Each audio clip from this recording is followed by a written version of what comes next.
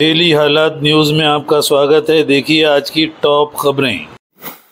प्यार की शादी के बाद गांव लौटे जोड़े के घर वालों में संघर्ष, दो की मौत। मुजफ्फरनगर में झूठी आन के लिए पिछड़ी जाति के दो फरीकैन जमातों में हुए खूनी तसादुम में 2 अफराद की मौत और मुतअद्दिद घायल हुए हैं। पुलिस मामले की जांच कर रही है। रत्नापुरी थाने इलाके के फुलत गांव के रहने वाले अंकित उम्र 26 साल ने 10 माह कबल पड़ोसी गांव की एक दोस्तीदा से प्रेम विवाह किया। मंगल के रोज अनिकेत अपनी बीवी को घर ले आया। ये बात सामने वाले फरीक को मालूम हुई तो उन्होंने अनिकेत यानी दूल्हे को गोली मारने के साथ साथ धारदार हथियार से वार करते हुए कत्ल कर दिया। ये बात जब अंगद के घर वालों को पता चली तो उन्होंने दूल्हे के भाई हरि मोहन और उसके 2 बेटे राहुल और रोहित पर हमला कर दिया। तीनों घायलों को लेकर जब खानदान के लोग खतौली थाने पहुंचे तो हरि मोहन को मुर्दा साबित कर दिया गया। पुलिस इस मामले की मजीद जांच कर रही है।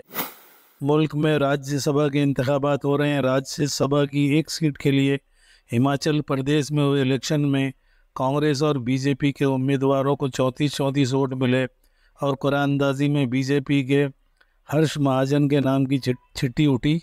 कांग्रेस के अभिषेक मोनो संघवी हार गए। वाज़ेह है कि कांग्रेस के एक एमएलए ने क्रॉस वोटिंग की थी। इसी तरह यूपी के राज्यसभा के 10 सीटों के नतीजे सामने आ गए हैं। बीजेपी के सभी 8 उम्मीदवार कामयाब हुए हैं। समाजवादी के 3 उम्मीदवारों में से 2 की जीत हुई है। कामयाब उम्मीदवारों के नाम और वोट इस तरह हैं: Amarpal Maurya BJP 38 vote, Jaya Amitabh Bachchan Samajwadi Party 41 vote, Tejveer Singh BJP 38 vote, Naveen Jain BJP 38 vote, RPN Singh BJP 37 vote, Ramji Lal Suman Samajwadi Party 40 vote, Sadhana Singh BJP 38 vote, doctor Sudhanshu Trivedi BJP 38 vote, doctor Sangeeta Balwant BJP 38 vote, Sanjay Seth BJP 29 vote. इसी तरह से कर्नाटक में कांग्रेस के 3 राज्यसभा मेंबर चुने गए जिनके नाम अजय माकन, जीसी चंद्रशेखर और सैयद नासिर हुसैन हैं। बीजेपी से नरसन्ना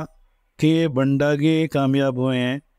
बीजेपी एमएलए एसटी सोमाशेखर ने अजय माकन को वोट दिया और बीजेपी के दूसरे एमएलए शिवराम हाजिर नहीं रहे। इस तरह से कांग्रेस ने कर्नाटक में 3 सीटों पर राज्यसभा सीटों पर कामयाबी हासिल की।